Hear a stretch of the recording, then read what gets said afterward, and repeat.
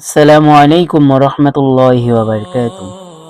পাকিস্তানের এক অঞ্চলে এক আলেম বসবাস করতেন, যিনি অত্যন্ত ধার্মিক ও পরহেজগার ছিলেন। যিনি কোরআন হাদিসের গভীর জ্ঞানী ছিলেন এবং বহু লোকের সাহায্য করতেন। একদিন তার কাছে গ্রামের কিছু মানুষ এসে জানায় যে তাদের এলাকায় একটি পুরনো ধ্বংসপ্রাপ্ত মসজিদ আছে, যেখানে এক ভয়ানক শক্তি বাস করে। সন্ধ্যার পর কেউ যদি সেখানে যায় তাহলে সে আর ফিরে আসে না, অথবা ভয়ঙ্কর কিছু দেখে পাগল হয়ে যায়।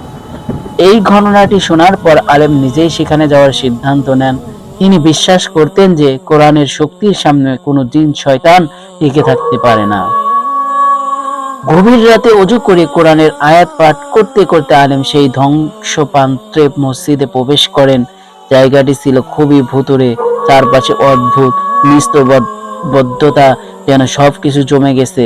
তিনি মসজিদের ভিতর প্রবেশ করেই সূরা আল বাকারা তেলাওয়াত শুরু করেন। কিছুক্ষণ পর হঠাৎ বাতাস থেমে যায়, আশেপাশে অদ্ভুত শব্দ শোনা যায়, যেন কেউ ফিসফিস করছে।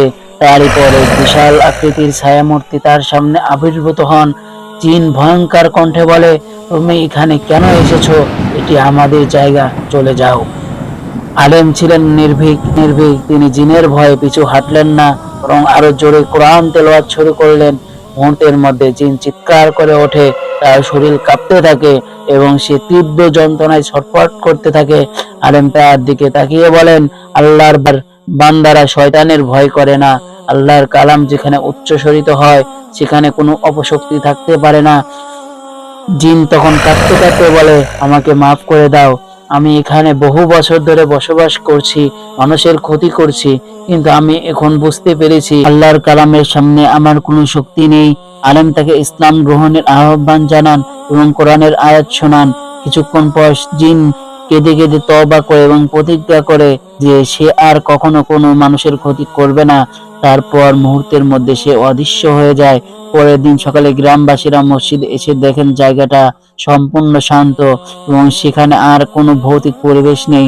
আলেম ঘোষণা দেন যে এখানে মানুষ নামাজ আদায় করতে পারবে, কোনো ভয় নেই। এই গল্পটি আমাদের শেখায় যে কোরআনের শক্তি অপরিসীম। যারা আল্লাহর উপর বিশ্বাস রাখে তারা কোনো অপশক্তির কাছে হার মানে না। ইমানের শক্তির সামনে শয়তান জিনের কোনো অস্তিত্ব থাকে না। এটি শুধু একটি গল্প নয়, বরং বাস্তব জীবনের এক মহা শিক্ষা যে আল্লাহর নামের উপর ভরসা রাখলে কোনো অশুভ শক্তি মানুষের ক্ষতি করতে পারে না। ধন্যবাদ। সম্মানিত ভাই ও বোনেরা, তোমরা যদি আমার চ্যানেলে নতুন হও তাহলে চ্যানেলটি সাবস্ক্রাইব করে দিবে। ধন্যবাদ।